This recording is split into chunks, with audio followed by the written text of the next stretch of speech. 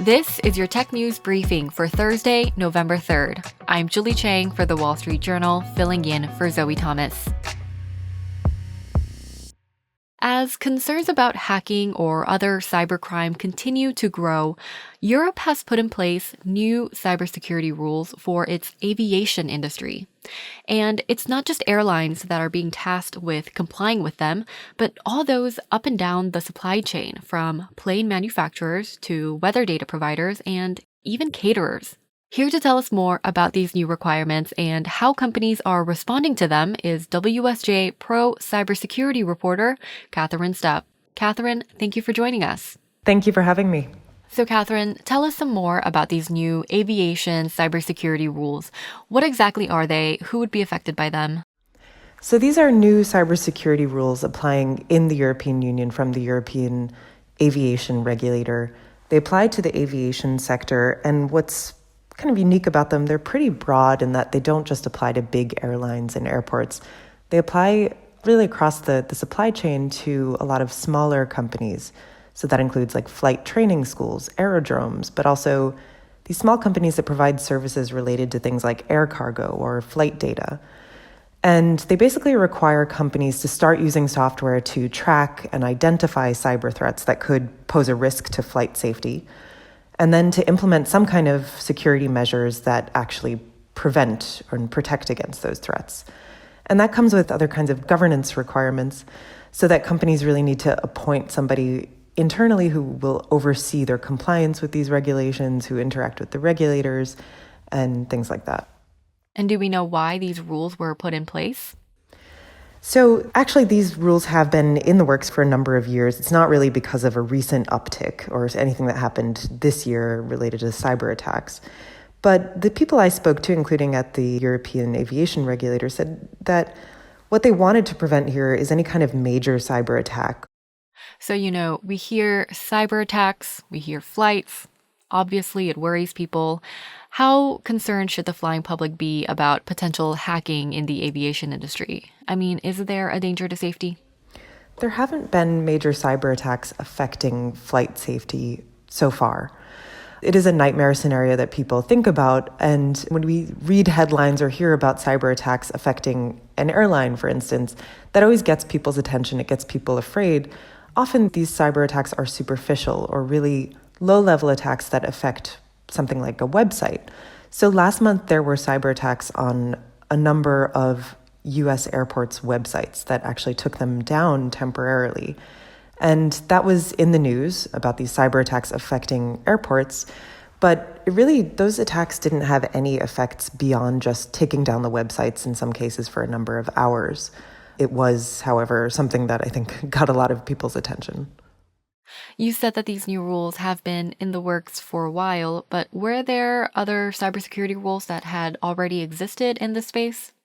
Yes. So in Europe, there are cybersecurity requirements for critical infrastructure providers, and that includes a lot of airlines, airports, and the requirements include reporting cyber attacks to national regulators and implementing some basic cybersecurity protections.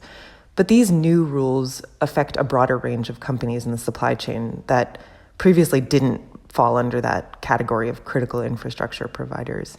So that's in Europe. And in the US, the Transport Security Administration recently said they're going to introduce some new cybersecurity rules for the aviation sector, and they already do have some for airports and airlines. And when do the new rules go into effect? They'll have to start complying by 2025. Okay, so they have some time.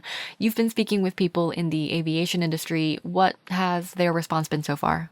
This has definitely gotten people's attention in the aviation industry, and they are all saying we need to start working on complying with this really soon, not just wait until 2025, because it could be a lot of work for us.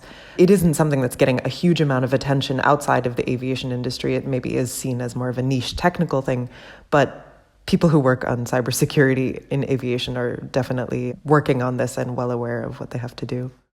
Have the companies mentioned any potential challenges they might come across? One of the challenges is companies will need to set up a whole cyber risk management system. That could mean, buying new software, training staff on how to use it, and hiring people to actually oversee their program, make sure they're doing things right. companies in lots of different sectors, so not just aviation, are really struggling to find cybersecurity staff right now. There's just a huge labor gap in cybersecurity. And the people I talked to said, especially in something really specialized like aviation, finding people who understand cybersecurity in a technical area like aviation could be especially difficult. So for bigger companies, this could be, business as usual. They have maybe big cybersecurity teams. But for smaller companies in particular, it could be really hard to find the right people and also to offer them salaries to lure them away from wherever they work currently.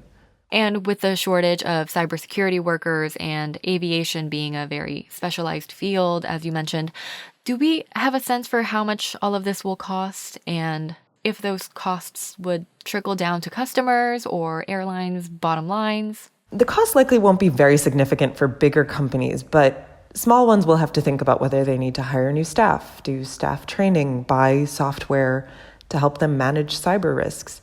This new law, it doesn't require companies go out and buy really fancy, specific new equipment that's going to be very expensive. So it's likely not going to be huge, but especially for some of the small companies, this could be significant for them. All right, that is WSJ Pro Cybersecurity reporter Catherine Stupp. Catherine, thank you again for being here. Thank you. And that is it for today's Tech News Briefing. As always, you can find more tech stories on our website, WSJ.com. I'm Julie Chang for The Wall Street Journal. Thank you for listening.